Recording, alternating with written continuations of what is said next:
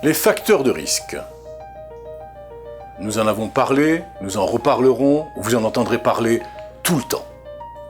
Il y a d'abord les facteurs de risque sur lesquels vous ne pouvez pas agir. Et il y a les facteurs de risque sur lesquels vous pouvez agir. Envisageons la première hypothèse. Vous ne pouvez pas agir sur l'âge.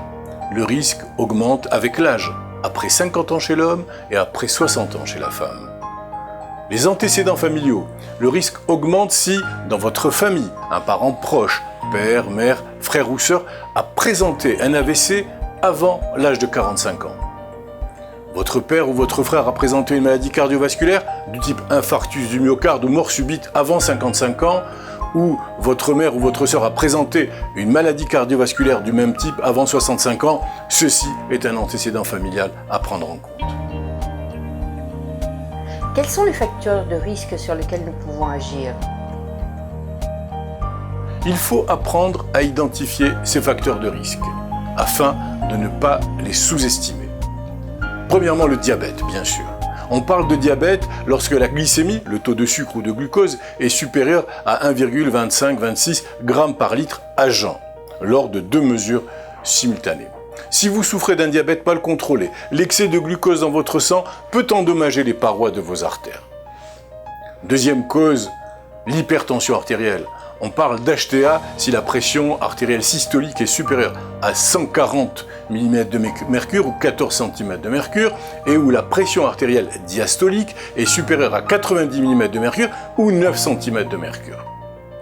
La fibrillation auriculaire enfin. La fibrillation auriculaire, j'en ai parlé précédemment, c'est quand les oreillettes du cœur battent très vite. C'est un facteur qu'il est possible de traiter. Enfin, le tabagisme. Le tabagisme, à court terme, le tabac favorise le rétrécissement des artères. Et sur le long terme, le tabac abîmera peu à peu les artères. Un taux élevé de cholestérol est également un des facteurs de risque. On distingue le mauvais cholestérol, dit LDL cholestérol, du bon cholestérol, HDL cholestérol. Si vous mangez trop gras, si vous souffrez d'obésité ou si vous ne pratiquez pas d'activité physique, le mauvais cholestérol va augmenter et s'accumuler sur les parois de vos artères sous forme de dépôts graisseux. Avec le temps, ces dépôts peuvent ralentir et bloquer la circulation. C'est ce que l'on appelle l'athérosclérose. L'obésité et le surpoids sont également des facteurs de risque. On parle de surpoids si l'indice de masse corporelle ou IMC est supérieur à 25 et l'obésité s'il est supérieur à 30. La présence de graisse au niveau abdominal est un facteur de risque.